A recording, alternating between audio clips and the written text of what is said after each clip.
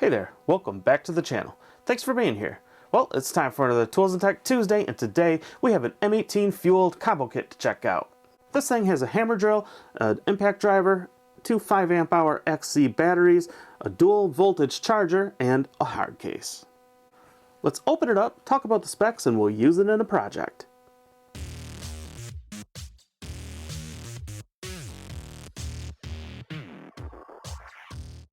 Okay, I forgot to turn my microphone back on, so I'm going to narrate after the fact. This is the hard case that everything comes in. So this kit is model number 2997-22. This kit includes a hammer drill, an impact driver, two 5 amp hour XC batteries, a dual voltage charger, and, of course, the hard shell that it all comes in. This hard case, even though it's plastic, does have metal pins in the hinges.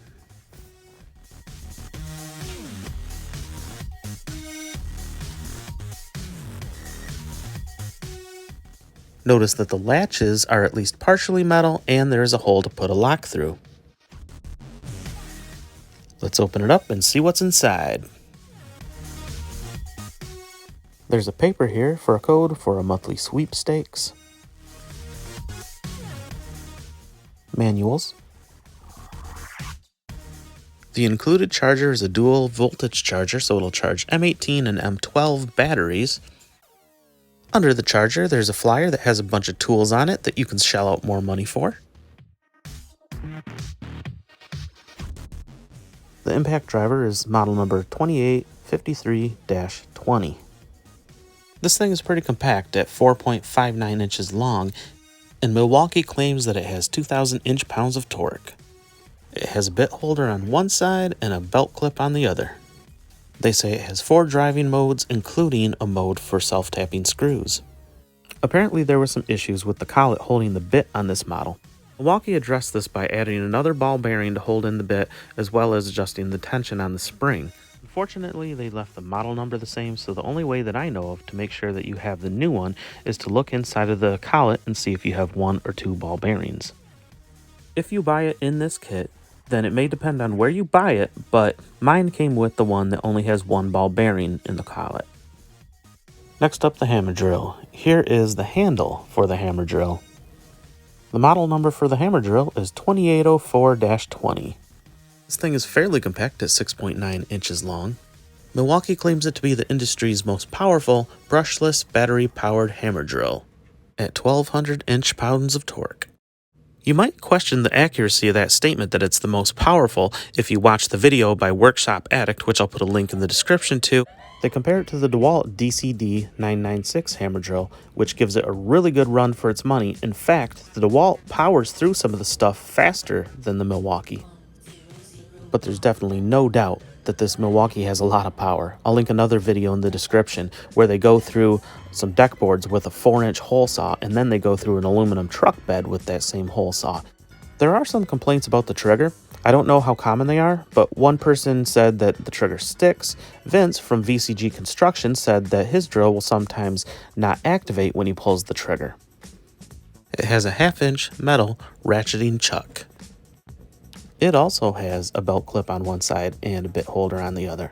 It has 2 speeds, and the switch on top is really stiff and hard to work. Maybe that'll loosen up over time. Alright, we have a bedroom door jamb that is working its way out into the hallway because someone didn't nail or screw it to the studs. We're going to fix that, and we need that drill, impact driver, and some other tools to do it. First, you can see my buddy here is using a 5-in-1 painter's tool to score the paint where the trim is on the door jamb. The purpose of this is just so it doesn't mess up the paint when you remove the trim. You can also use a knife or something similar. Next, you can see that we're carefully, slowly working our way under the trim to try to pull it off without cracking it.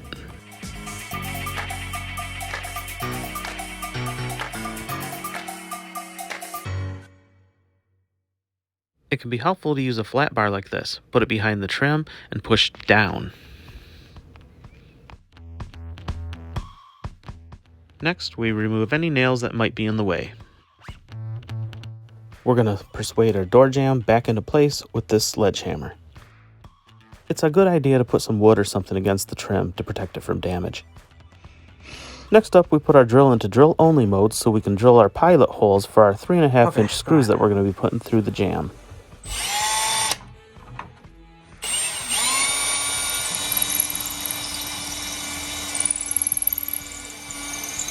Next, we use a countersink bit to make sure that the head of the screw is either flush or goes below the surface of the wood.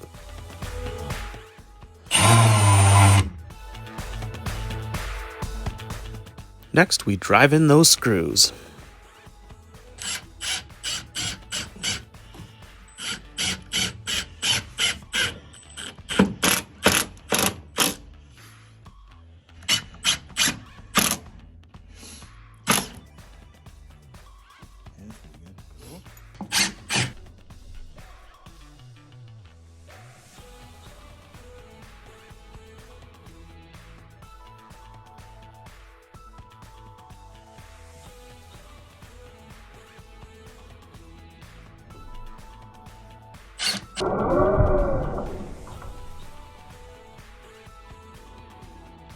Next, we're just double checking that the door still closes fine before we put the trim back on.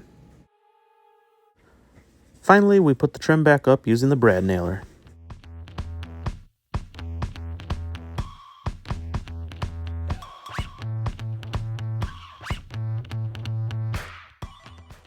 So overall, I'm really happy that I got this kit. These things have plenty of power and they perform really well.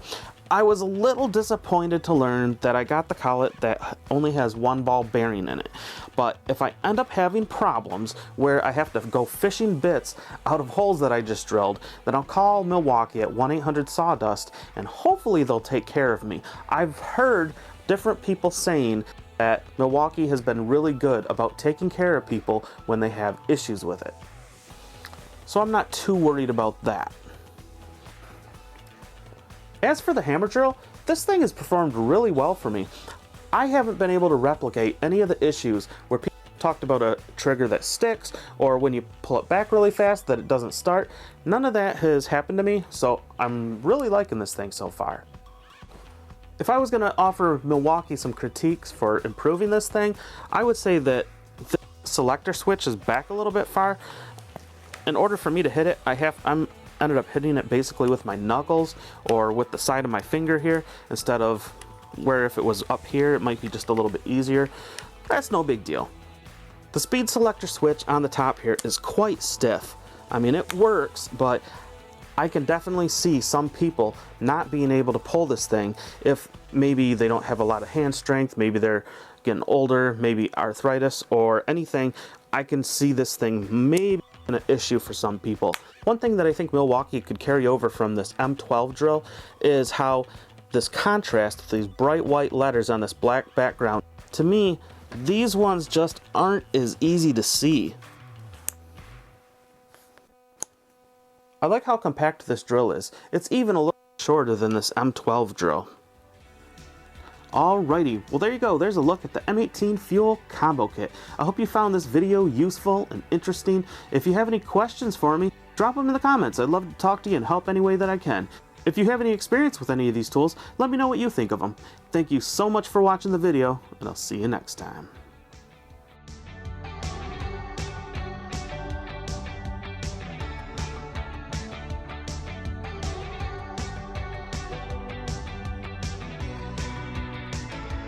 Hey there, welcome back to the channel. Thanks for being here. Well, it's time for another Tech Tuesday, and today we have M18 Fuel Combo Kit to tout. Hey there, welcome back to the channel. Thanks. Alright, eyes twitching a little bit. As for the hammer drill, I'm not able to this selector switch on top is really quite